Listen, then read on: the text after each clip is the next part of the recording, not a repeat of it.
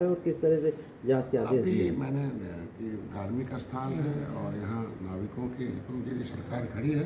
अभी मैंने अधिकारियों को कड़े निर्देश दिए हैं कि वो नाविकों का शोषण न हो और बल्कि नाविकों के नाव भी हम देते हैं। मुख्यमंत्री निषाद राज बोट योजना में वो अपनी नाव ले लें और चलाए, जैकेट भी दे रहे हैं और उनकी नाव ठीक ढंग से चले और जो उसके नाविक हैं जो उनका पैसा उचित बनता हो उसको कोई भी उसके अंदर कोई बिचौलिया उनके पैसे पर नकाने डाले, इसके लिए हमने निर्देश दिया है। किस तरह से शोषण हो रहा है लोगों का? निश्चित रूप से नाविक दिन भर चलाता है और कुछ लोग ऐसे हैं कि जो अपने दबंगई से उसका पैसा ले लेते हैं और वो गरीब आदमी कुछ ही पैसा लेके घर जा पाता है।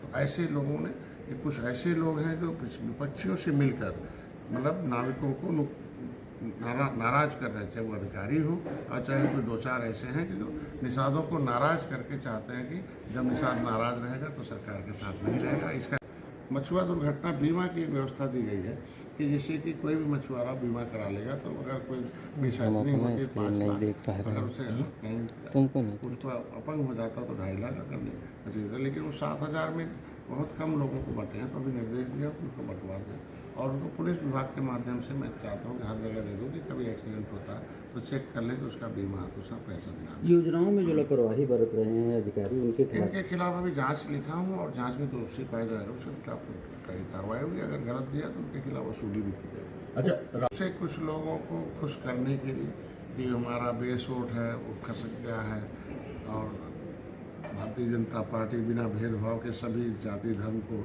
मकान, खाना, इलाज और उनको दे रही योजनाओं के माध्यम से, तो मुसलमान भी अब योजनाओं का लाभ लेकर उनसे दूर हो रहा था।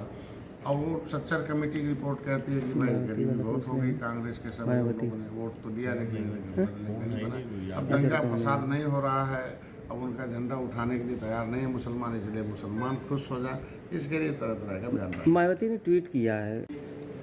मैं तो यही कहूँगा कि बयानबाजी, विपक्ष के पास बयानबाजी के अलावा कुछ नहीं है।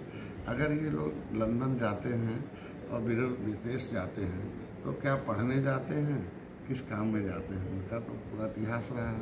उनके जो परिवार के लोगों का अगर इतिहास देखा तो ढेर सारे ऐसे वीडियोज़ हैं वो किस में शामिल रहे हैं। तो ऐसा होता है जो जिसमें शामिल होता है वो सोचता है कि दूसरा भी वैसे क्या मुस्लिम संतुष्ट हैं और जांच होगा, उनके खिलाफ कार्रवाई होगी।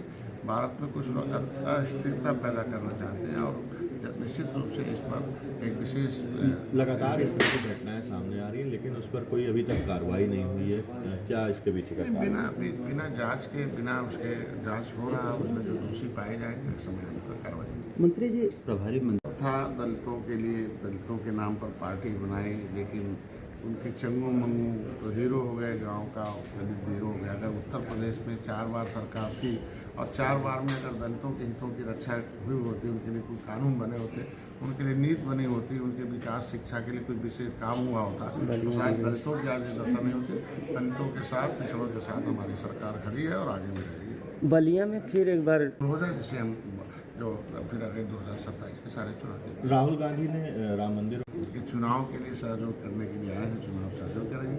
हमारे लिए तो और अच्छा, कम से कम 2 जिले की जगह पर 1 जिला है, हमें थोड़ा कम समय खर्च करना पड़ेगा। उत्तर प्रदेश सर्वोत्तम प्रदेश बनेगा और कम से कम उसी बहाने हमें पार्टी में और ज़्यादा काम सब करने का समय। धन्यवाद। पता योजना था, पट्टे धारक है।